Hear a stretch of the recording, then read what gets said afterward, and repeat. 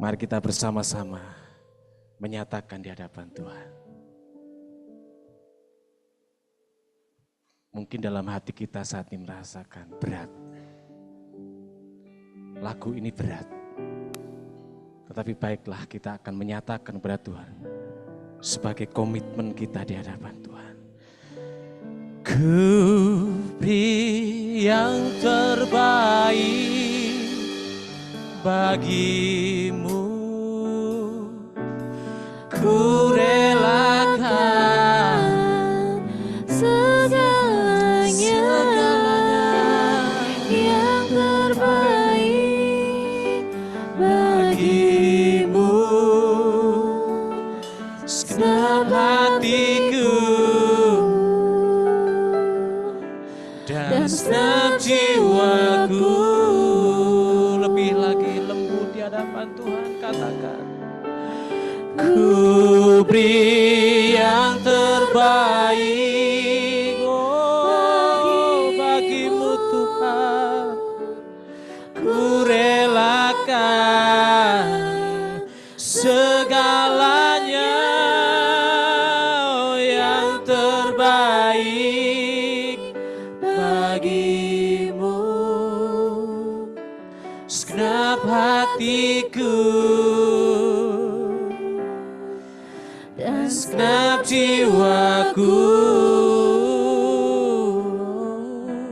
segenap hatiku dan segenap jiwaku.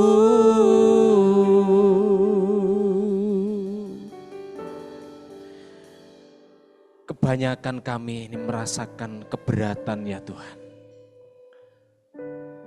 Kami masih sulit untuk merelakan, memberi yang terbaik untuk Tuhan.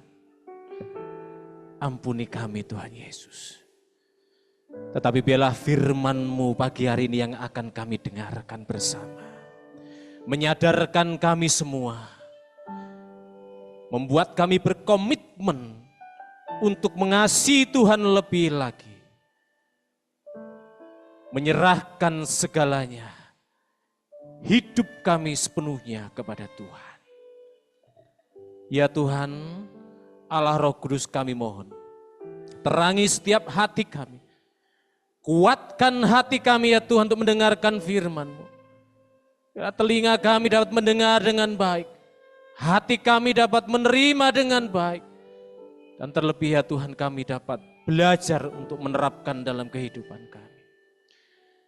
Ya Allah Roh Kudus tolong terangi hati kami, berikan pengertian kepada kami. Segala kuasa iblis berbentuk apapun kami patahkan, kami hancurkan di dalam nama Tuhan Yesus.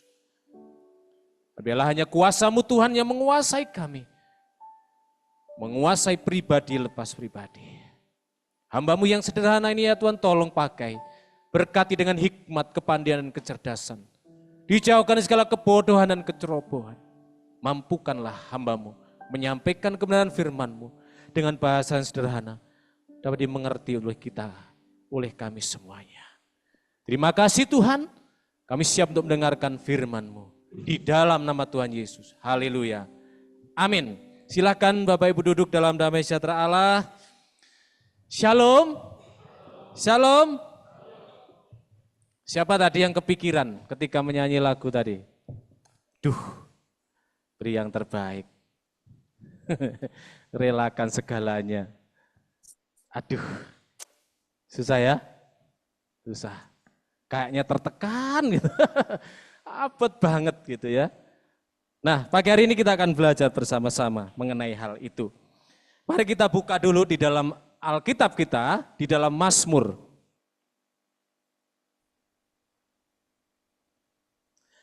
Mazmur pasal yang ke-24, ya, Mazmur pasal yang ke-24 Bapak Ibu.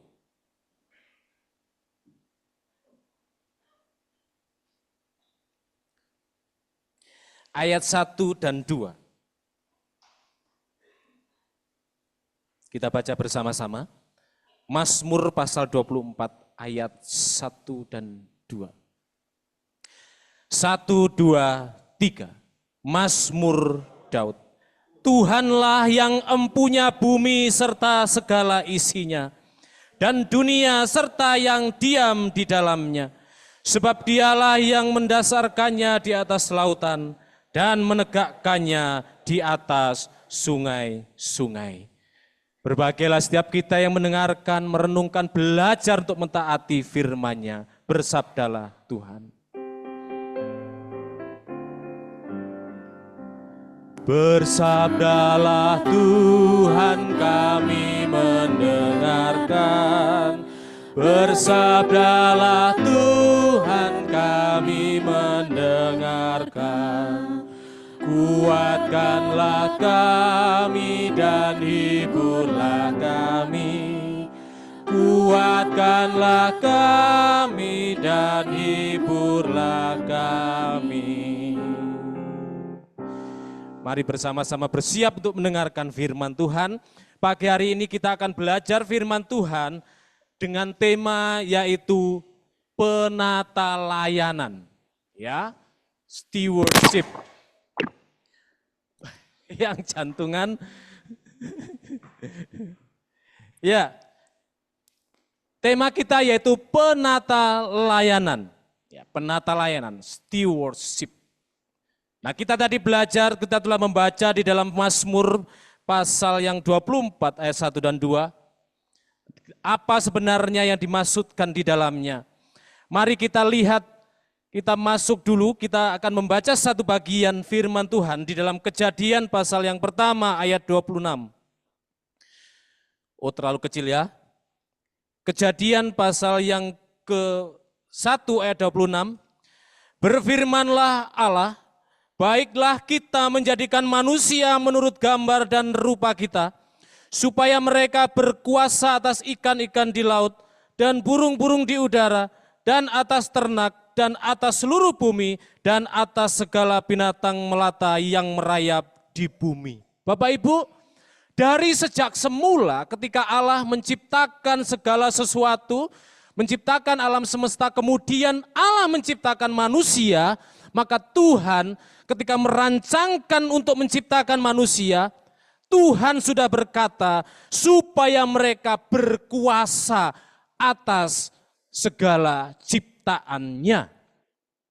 Nah, Bapak Ibu, kata berkuasa di situ memang di dalam bahasa Inggris itu dominasi, yang mendominasi, yang mengatasi. Tetapi saya pikir bahwa tidak saklek seperti itu. Mendominasi segala ciptaan, bukan. Yang dimaksudkan Tuhan supaya manusia berkuasa atas ikan-ikan di laut, atas semua ciptaannya, pasti di dalamnya ada perintah untuk mengelola. Amin. Ya. Mari kita tidak salah paham di dalam kata berkuasa, mendominasi. Tetapi sebenarnya konsep untuk penata layanan itu ternyata Tuhan memang sudah apa istilahnya disematkan kepada manusia sejak manusia diciptakan. Ya, penata layanan, pengelola, manajer. Jelas tadi dikatakan di Mazmur tadi kalau kita baca lagi, Tuhanlah yang empunya bumi serta segala isinya. Memang Tuhanlah yang menjadi pemilik segala sesuatu. Lalu manusia diciptakan supaya mengelola. Amin. Ya, mengelola, menjadi manajer Bapak Ibu. Nah, sekarang bagaimana konsep penata layanan itu kalau kemudian diterapkan di dalam gereja? Maka kita akan berpikir hanya dibatasi dengan pikiran sempit ketika kita belajar berbicara tentang penata layanan, maka kita hanya berkata atau berpikir tentang memberi dan mengelola uang persembahan. Ya, betul ya? Konsep penata layanan di gereja memang itu adalah memberi dan mengelola uang persembahan. Termasuk di dalamnya yaitu berkaitan dengan persembahan persepuluhan. Tetapi kalau kita hanya berpikir sempit sampai di situ, maka kita akan berpikir secara negatif tentang konsep penata layanan, pengelolaan, manajer di dalam gereja. Maka kita langsung nengok ke bagian paling dalam di dompet kita. Ya betul ya? Aduh, makanya sering ya kita itu mendengarkan pendeta, hamba Tuhan atau siapa saja berkata, ayo kita beri yang terbaik. Betul? Ayo kita beri yang terbaik.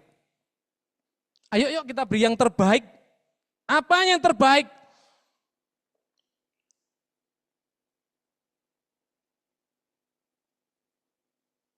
Yang menjadi pertanyaan, kenapa di gereja harus disiapkan kantong? Ada tulisan lagi, kotak persembahan di depannya bagus. Ya, kotak persembahan, kantong. Emang Tuhan perlu uang? Perlu uang enggak? Lalu uangnya untuk siapa? Ayo dong persembahan. Kita beri yang terbaik untuk Tuhan. Tuhan dibuat apa namanya? Ngeden-ngedeni. Ayo beri yang terbaik untuk Tuhan. Harusnya kita sudah tidak punya konsep yang demikian. Ya, mari kita lihat bersama-sama ya. Supaya kita tidak salah paham dan kita yakini apa yang dimaksud dengan penata layanan yang Alkitab nanti sampaikan pada kita, maka kita akan terbuka hati kita dengan secara lebar dan tidak perlu nakut-nakuti, ayo beri yang terbaik untuk Tuhan. Tidak perlu. Tapi kita dengan hati yang terbuka, hati yang sangat rela, hati yang sangat suka untuk memberi kepada Tuhan. Untuk pelayanan, untuk pekerjaan Tuhan. Baik, Bapak Ibu mari kita lanjutkan. Sebenarnya di dalam penata layanan ini memang kita berkaitan dengan bagaimana segala sesuatu yang sudah Tuhan berikan kepada kita, kemudian bagaimana kita mengelolanya. Nah, balik lagi, ada pertanyaan begini. Seberapa banyak yang Allah inginkan dari kita? Sebelum diklik, biar kita jawab masing-masing ya. Kira-kira seberapa banyak yang Allah inginkan dari kita, Bapak Ibu? 10%? Aduh Pak Agus 10% aja susah. Ya, 10% aja angel. Nah kira-kira seberapa banyak yang Allah inginkan dari kita? Next. Waduh, semua yang ada pada kita Bapak Ibu. Tuhan inginkan yang kita beri adalah semua yang ada pada kita. Amin. Ini ku beri yang terbaik. Bagimu ku relakan segalanya. Bukan 10%, tapi 100%. Nah mengapa kita harus memberi kepada Allah itu 100%. Kita baca dulu di dalam 1 Korintus 6 ayat 20. 1 Korintus 6 ayat 20.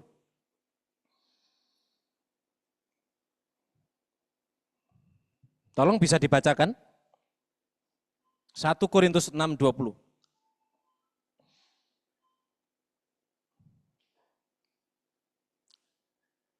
Satu, ya.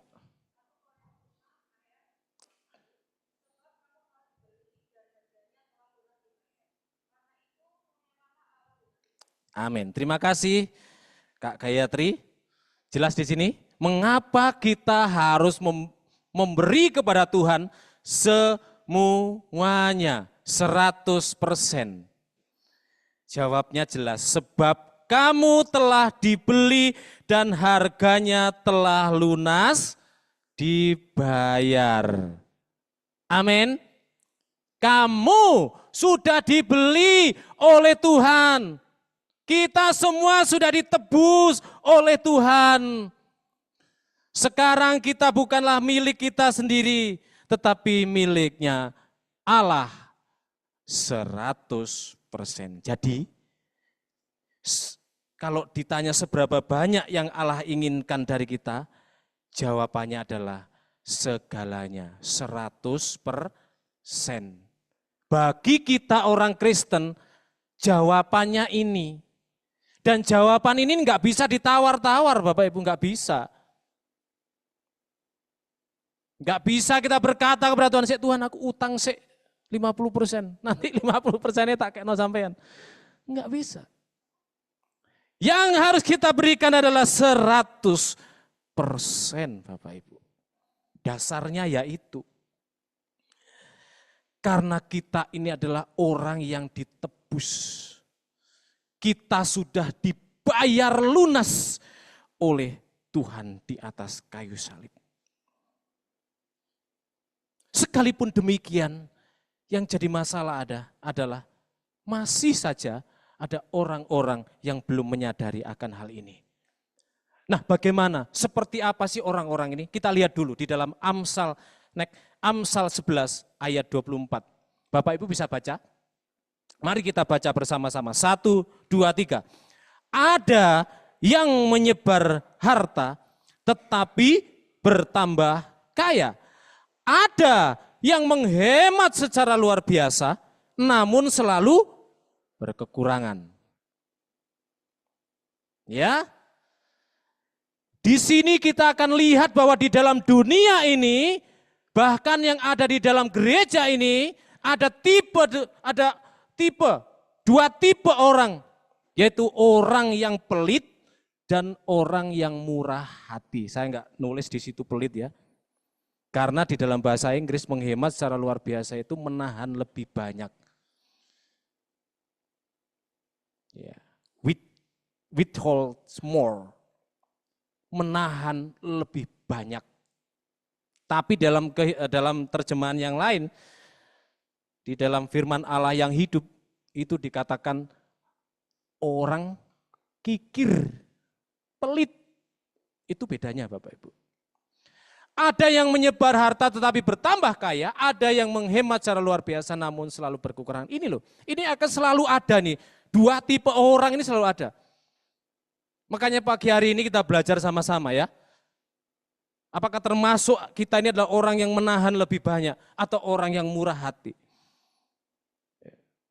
Kalau di situ dikatakan ada yang menghemat, saya belajar menghemat dan kikir dan pelit itu beda Bapak Ibu. Menghemat dan kikir itu beda. Menghemat itu berarti kita mampu mengelola dengan baik harta semua yang ada pada kita, mampu mengelola. Ya, itu menghemat. Bisa mengelola uang kita, waktu kita, apa saja yang ada dalam hidup kita itu hemat. Ya. Artinya bisa menggunakan dengan bijaksana, dengan penuh hikmat. Itulah berhemat. Ya. Tetapi orang pelit itu dikatakan di situ menahan, ya, lebih banyak menahan. Bahkan untuk dirinya sendiri dia pelit. Ada loh orang seperti itu. Pelit. Saya membaca penjelasannya itu pelit itu gini. Bahkan sesuatu yang dibutuhkan untuk dirinya, seandainya dia mau mati, itu susah banget untuk ngasih. Itu pelit. Ya, kalau untuk dirinya begitu apalagi untuk orang lain, betul enggak? Iya kan? Ayo dong, ini aku perlu ini. Bahkan saat sedang diperlukan, saat-saat kritis, orang ini akan berkata, sorry aku tidak bisa, ini pelit. Kikir banget. Tetapi orang yang murah hati, dia akan dengan hati yang terbuka, hati yang lebar, hati yang penuh suka dan rela untuk memberikan. Nah, ini ya, semoga tidak ada lagi tipe yang pelit di sini. Amin. Tuh, kan sing amin. Amine wedi. Ya. Aduh, gimana nih? Ya. Oke. Supaya enggak wedi. Nah ini. Supaya kita tidak takut untuk berkata, aku mau memberikan yang terbaik untuk Tuhan. Apa sih janjinya Tuhan kepada penata layan yang setia? Apa janji Tuhan kepada si pengelola, sang pengelola harta kekayaan Allah yang diberikan kepada kita dengan setia? Tolong dibacakan Maleakhi 3 ayat 10 sampai 12.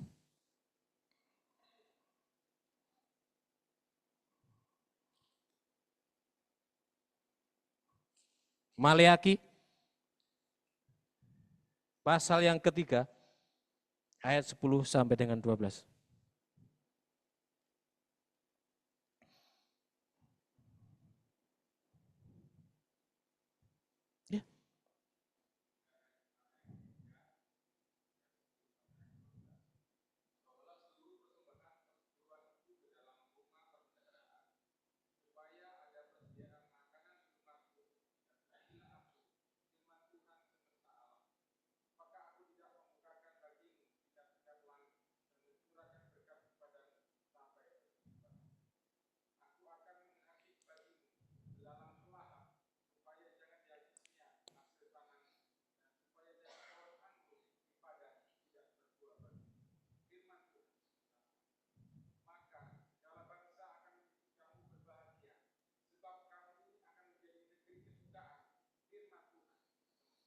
Sekali Pak Yosef sekalian, Lukas 6 ayat 38.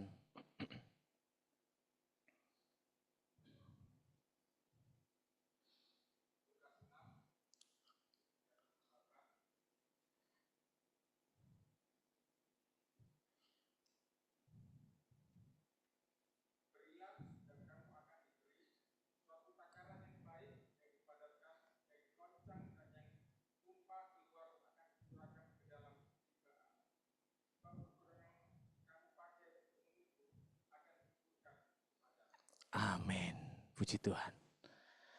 Ayat Alkitab baik di dalam perjanjian lama dan perjanjian baru, di dalam Maleakhi 3 ayat 10 itu undangan Allah secara khusus kepada umatnya. Ini satu-satunya undangan Allah di dalam Alkitab, di dalam perjanjian lama, yang mengundang setiap umatnya. Undangannya untuk apa? Untuk menguji dia. Untuk menguji dia, apa?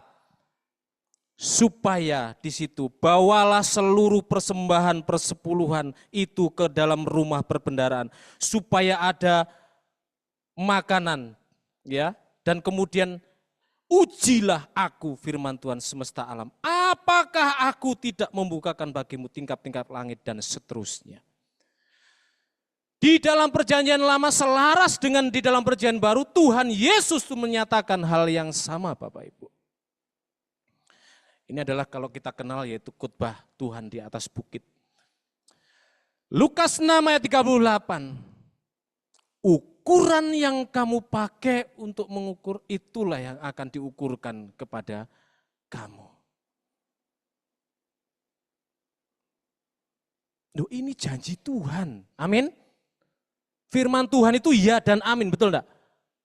Firman Tuhan yang diucapkan oleh Tuhan sama kuasanya ketika Tuhan mengatakan jadilah matahari, jadilah terang, jadilah segala sesuatu pada waktu penciptaan. Itu sama kuasanya ketika Tuhan berkata, ujilah aku, bukankah aku akan memberkati engkau berlimpah-limpah. Hanya untuk penata layan yang setia. Ya. Hanya untuk penata layan yang setia, untuk pengelola, untuk manajer yang setia. Mengelola harta kekayaan yang Tuhan berikan kepada umatnya. Dalam hal ini, next, Allah sangat serius mengenai hal penata layanan. Allah enggak main-main mengenai penata layanan. Karena memang sejak awal Tuhan sudah menyematkan itu kepada kita manusia supaya kamu berkuasa atas segala ciptaan. Supaya kamu menjadi pengelola, penata layan atas segala ciptaan. Itu kepercayaan yang Tuhan berikan kepada kita. Amin Bapak Ibu. Ya, kita harus mengimani juga mengamini firman Tuhan. Di dalam Maleakhi pasal 3, 10, 12, demikian Lukas 6 ayat 38. Berilah maka kamu akan diberi.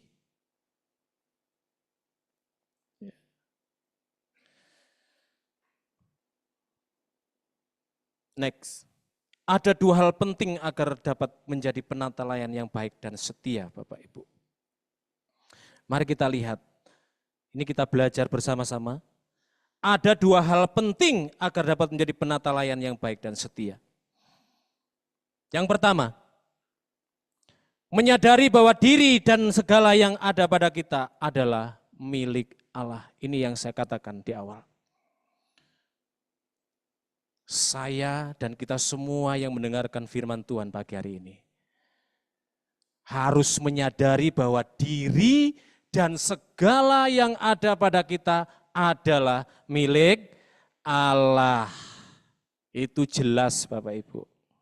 Ya, jelas. Tadi kita sudah baca di dalam 1 Korintus 6 ayat 20. Ya.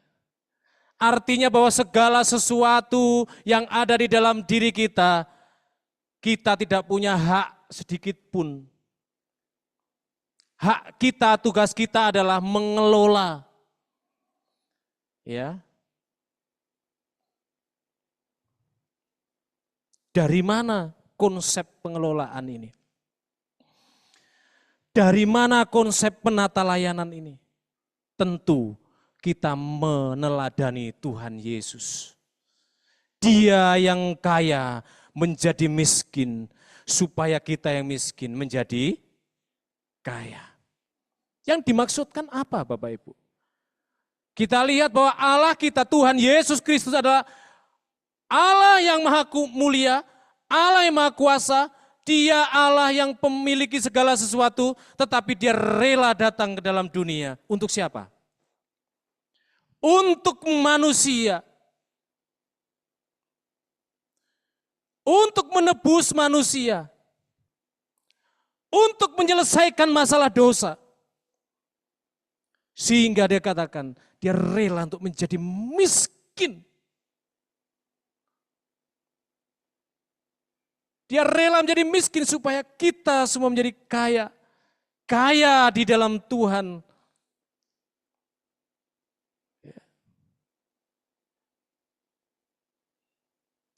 Kaya di dalam hal pengetahuan, iman, dan lain sebagainya. Inilah yang seharusnya menjadi teladan ukuran kita menjadi orang yang percaya. Ya. Supaya kita menjadi penata layan yang baik dan setia, kita harus menyadari bahwa diri kita itu adalah milik Allah, kita nggak punya hak apapun. Tapi kenapa ya kita ini kok masih aja jadi tipe yang tadi ya, 2 orang tadi, menahan lebih banyak daripada memiliki kemurahan hati. Masih ingat Bapak Ibu jemaat di Makedonia? Jemaat Makedonia itu miskin Bapak Ibu. Tetapi jemaat Makedonia itu memiliki hati yang sungguh luar biasa. Mengumpulkan uang untuk jemaat Yerusalem yang sedang mengalami kesulitan karena mengalami kelaparan yang sangat. Tetapi jemaat Makedonia yang miskin itu rela mengumpulkan loh. Justru kalau kita baca, jemaat Makedonia itu yang ngasih tahu ke Paulus. Aneh ya, seharusnya pendetanya ngasih tahu jemaatnya ya. Ini jemaatnya yang ngasih tahu pendetanya. Karena saking jemaatnya ini belas kasih, hati yang suka, yang rela. Karena dia menyadari bahwa hidup mereka itu adalah miliknya Allah. Ada saudara-saudara yang sedang kesulitan. Ada saudara-saudara jemaat yang sedang kesulitan. Tak segan-segan untuk mengumpulkan uang untuk membantu. Jadi membantu tidak perlu menunggu kaya, membantu tidak perlu menunggu punya.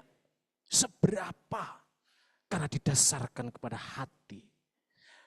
Hati yang memberi, hati yang suka. Dan rela untuk berkorban. Menyadari bahwa diri dan segala yang ada pada kita adalah milik Allah. Membuat jiwa kita merdeka Bapak Ibu. Membuat hidup kita itu bahagia. Kita menjadi berkat bagi orang lain. Kita bisa rela untuk memberikan. Bukan hanya harta secara fisik kita. Harta kekayaan. Tapi juga waktu kita. Tenaga kita. Untuk Tuhan dan juga untuk orang lain. Ya. Kita selalu doa. Kita mendengar. Di Pos PI Tulung Agung memerlukan bantuan. Di Pos PI di Denpasar memerlukan bantuan. Di Pos PI Palu memerlukan bantuan. Di Kalimanis memerlukan bantuan.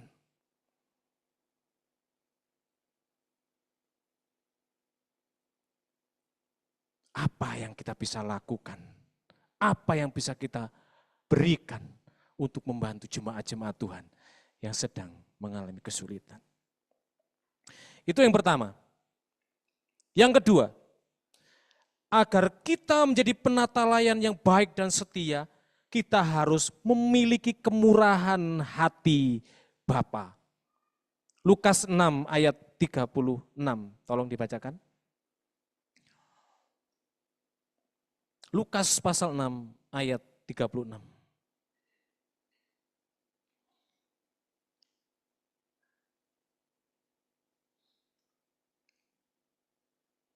Boleh? Siapa saja boleh dibacakan.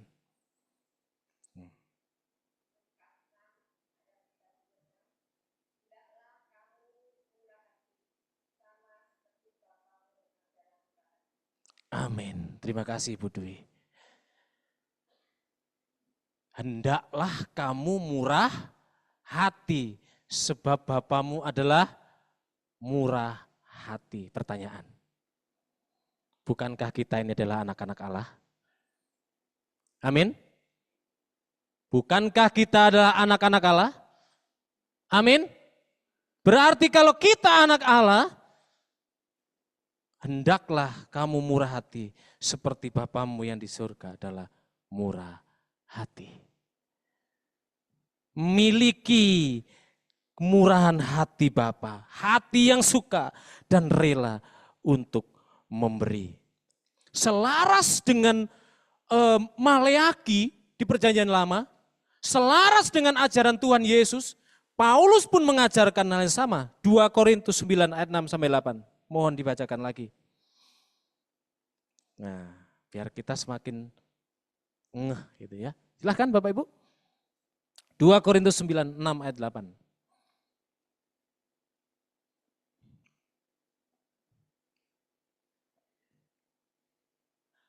Silahkan. 2 Korintus 9. Ada Alkitabnya kan? Ada, iya. Takutnya enggak ada Alkitabnya. Buka IHP kok meneng kabeh, tak pikir gak ono Alkitab, makanya tak tes dari sini. Ayo baca. Silakan. Pak Antonio silakan, berdiri Pak. 9 ayat 6 sampai 8.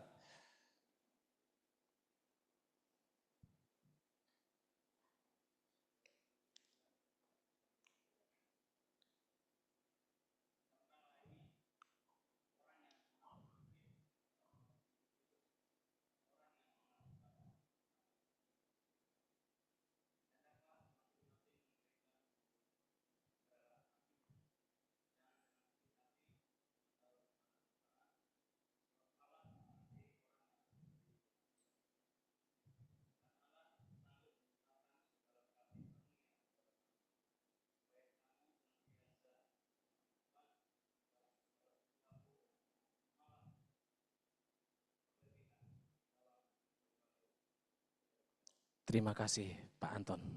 Amin Bapak Ibu. Camkanlah orang yang menabur sedikit akan menuai sedikit juga. Dan orang yang menabur banyak akan menuai banyak juga. Hendaklah masing-masing memberikan menurut kerelaan hatinya, jangan dengan sedih atau karena paksaan.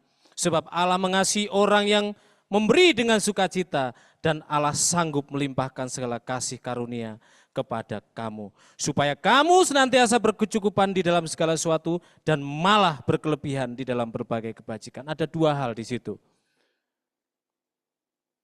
Memberi dengan kerelaan hati. Ada kemurahan itu, ada kerelaan.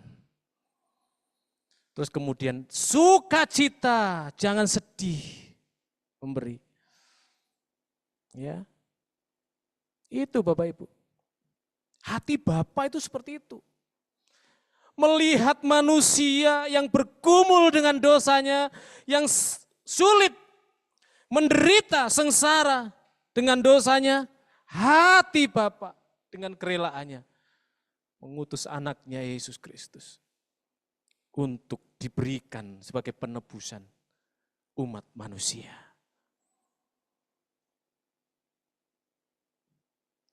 Hati yang penuh dengan kemurahan, hati yang penuh dengan kerelaan. Ya. Kira dua hal ini menolong kita. Yang pertama tadi apa? Menyadari bahwa diri kita dan segala yang kita punya adalah milik Allah. Yang kedua, mari kita miliki kemurahan hati Bapa. Bapak Ibu, maukah kita berkomitmen untuk menjadi penelatan layanan yang baik dan setia? Apakah kita mau berkomitmen? Apa yang Tuhan mau saya lakukan dengan semua harta yang Dia serahkan ke dalam pengelolaanku? Pertanyaan ini biar mendorong kita. Apa yang Tuhan mau saya lakukan dengan semua harta yang Dia serahkan ke dalam pengelolaanku? Disinilah kita perlu yang namanya tadi, berhikmat. Ya, berhikmat. Tuhan mau itu. Next. Ingatlah kita bukan pemilik, tetapi, nah itu dia. Ingatlah kita bukan pemilik, tetapi pengelola. Kalau kita pengelola, maka kita akan apa? Hah? Motivasinya, tujuan utama bukan untuk dirinya sendiri. Yang namanya manajer, yang namanya pengelola, ya, itu ketika bekerja, itu bukan bertujuan untuk dirinya sendiri. Inilah konsep penata layanan. Tapi bekerja untuk di mana perusahaan, di mana dia bekerja di perusahaan itu. Betul enggak? Di mana dia bekerja di lembaga itu penata layanan, itu adalah pengelola, itu adalah manajer. Kalau dia mengelola untuk tujuan pribadi, untuk dirinya sendiri, itu namanya korupsi. Ya, benar enggak? Untuk memuaskan dirinya sendiri, lupa itu bukan miliknya. Itu adalah milik Allah. Itu adalah kepunyaan Allah. Tapi bukankah kita seringnya begitu ya? Mari, pertanyaan tadi. Apa yang Tuhan mau saya lakukan dengan semua harta yang Dia serahkan ke dalam pengelolaan saya? Maka kita hari ini belajar bahwa masing-masing kita itu Tuhan percayakan harta. Masing-masing kita dipercayakan untuk dikelola. Maka kita harus belajar untuk mengelolanya dengan baik. Ingat, kita bukan pemilik, tapi pengelola. Itu yang pertama, supaya kita bisa berkomitmen. Ya. Yang kedua,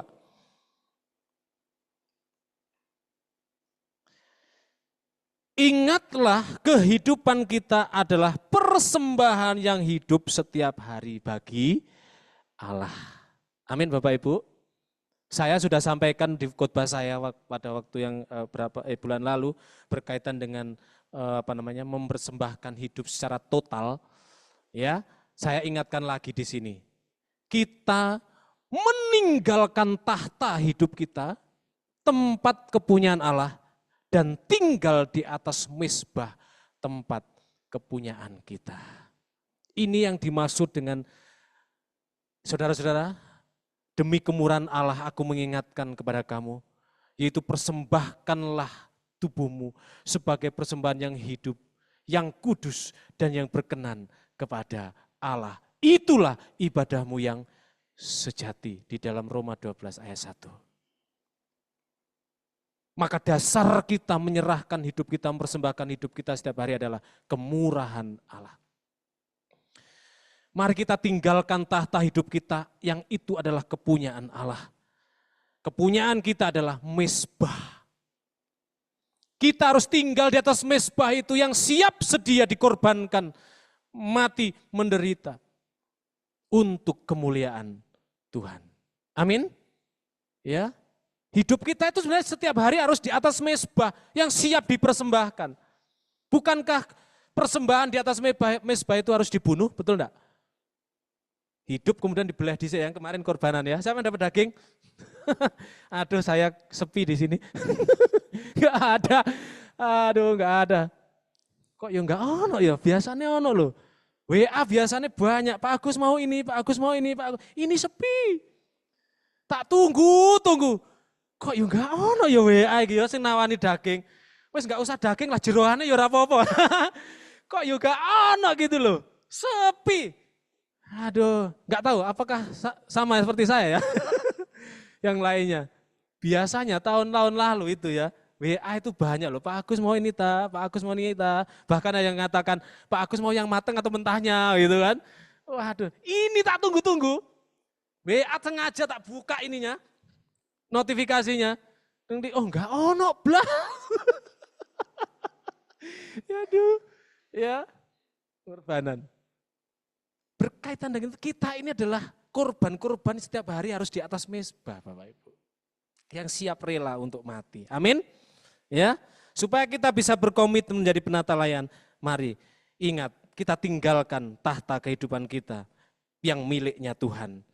Kita tinggal di atas mezbah tempat kepunyaan kita. Tundukkan kepala, kita berdoa. Haleluya. Sekali lagi saya mohon pemain musik, kita naikkan pujian tadi sebagai komitmen kita. Kuberi yang terbaik, kuberi yang terbaik. Haleluya, Yesus. Haleluya. Terima kasih Tuhan. Kuberi yang terbaik bagimu, ku relakan segalanya, yang terbaik bagimu, segenap hatiku dan segenap jiwaku. Mari jemaat, nyanyikanlah ini pujian.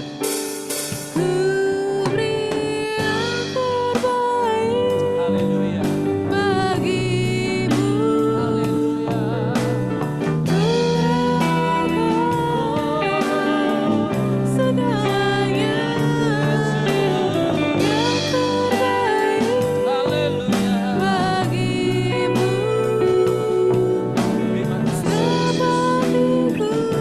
Haleluya. Mari berdiri di hadapan Tuhan sebagai bentuk komitmen kita, bahwa kita rela untuk memberi. Haleluya. Oh.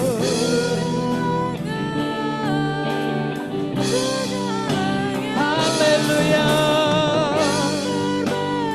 Yang terbaik.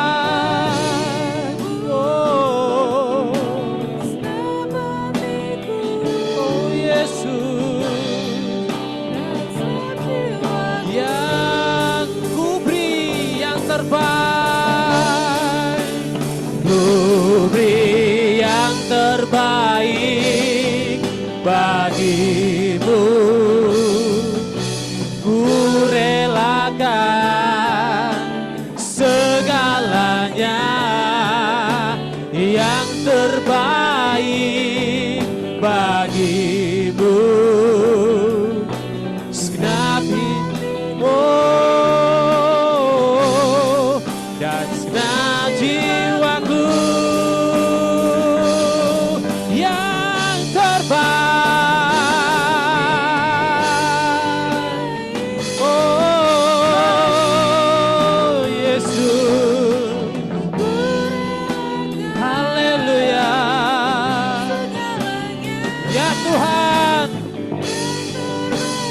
Terima kasih Tuhan, terima kasih Yesus. Haleluya. Segenap hatiku dan segenap jiwaku. Haleluya Yesus. Haleluya Yesus. Pak Frankie bisa berdoa untuk firman Tuhan. Haleluya Yesus. Haleluya Yesus. Haleluya Yesus.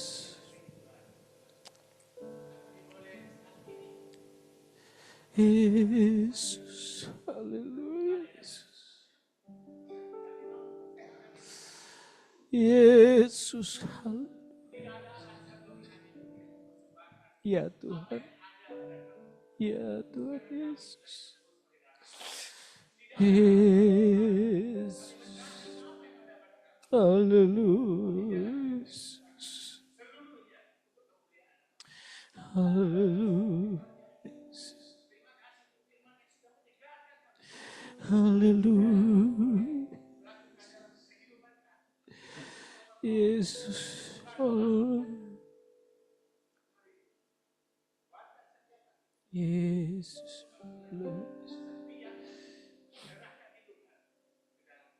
Ya Tuhan. Haleluya Yesus. Terima kasih Tuhan. Yesus.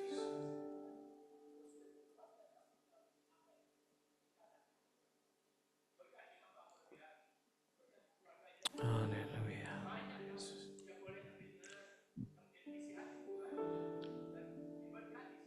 Haleluya Yesus. Tuhan, kami berdoa pagi hari ini untuk pelayanan Ibu Devi dan Oma Hari di Kalimantan. Bersama alumni SAMI, kiranya ya Tuhan beliau menjadi berkat. Hamba-hambamu ini ya Tuhan menjadi dampak. Dan biarlah pelayanan di sana ya Tuhan menyatakan kedahsyatan Allah. Terima kasih Tuhan. Engkau memberkati perjalanan pulang mereka. Tanggal 24 rencana mereka akan kembali ke Surabaya. Tuhan berkati, lindungi, sertai senantiasa. Kami berdoa ya Tuhan untuk persiapan anak-anak kami memasuki jenjang pendidikan baru. Tuhan menolong, memberkati. Biarlah mereka ya Tuhan dapat masuk di dalam sekolah yang baik. Terutama ya Tuhan untuk para orang tua dalam menyediakan dana pendidikan. Tuhan akan memberkatinya. Kami berdoa ya Tuhan untuk para pemuda yang sedang menggali dana untuk retreat youth tanggal 11 sampai 13 Juli di Kalimanis. Tuhan berkati setiap tim panitia dan anak-anakmu yang bekerja keras di dalam mencari dana. Tuhan kiranya berikan kemudahan, berikan kemurahan. Tolong ya Tuhan. Demikian pula apabila banyak anak-anak yang ikut dan mereka diperlengkapi, mereka bertumbuh, mengenal Tuhan, semakin dewasa di dalam Tuhan, makin mengasihi Tuhan. Terima kasih Tuhan Yesus. Kami memberkati dan berdoa untuk anak-anak kami. Hamba-hambamu yang berulang tahun, memberkati Saudara Marco Allen, berkati Saudari Yuni Lestari, dan berkati juga Saudara Stephen saja. Tuhan, kami sungguh mohon berkat-Mu atas mereka. Kuatkan dan teguhkan iman mereka. Di masa-masa muda mereka menjadi berkat. Mereka menjadi ya Tuhan terang dimanapun mereka berada. Iman mereka semakin kuat dan tumbuh di dalam Tuhan. Semakin mengasihi dan mencintai Tuhan. Masa depan mereka, rencana ke depan Tuhan kami serahkan ke dalam tangan kuasa-Mu. Biarlah ya Tuhan kehidupan mereka ada dalam rancangan Tuhan sampai kepada kekekalan. Terima kasih Tuhan, terpuji nama-Mu kekal selamanya. Di dalam nama Tuhan Yesus yang telah mengajar kami berdoa. Bapa kami yang di surga, dikuduskanlah nama-Mu, datanglah kerajaan-Mu, jadilah kehendak-Mu di bumi seperti di surga. Berikanlah kami pada hari ini makanan kami yang secukupnya, dan ampunilah kami akan kesalahan kami, seperti kami juga mengampuni orang yang bersalah kepada kami. Dan janganlah bawa kami ke dalam pencobaan, tetapi lepaskanlah kami daripada yang jahat, karena Engkau-lah yang punya kerajaan dan kuasa dan kemuliaan sampai selama-lamanya. Amin.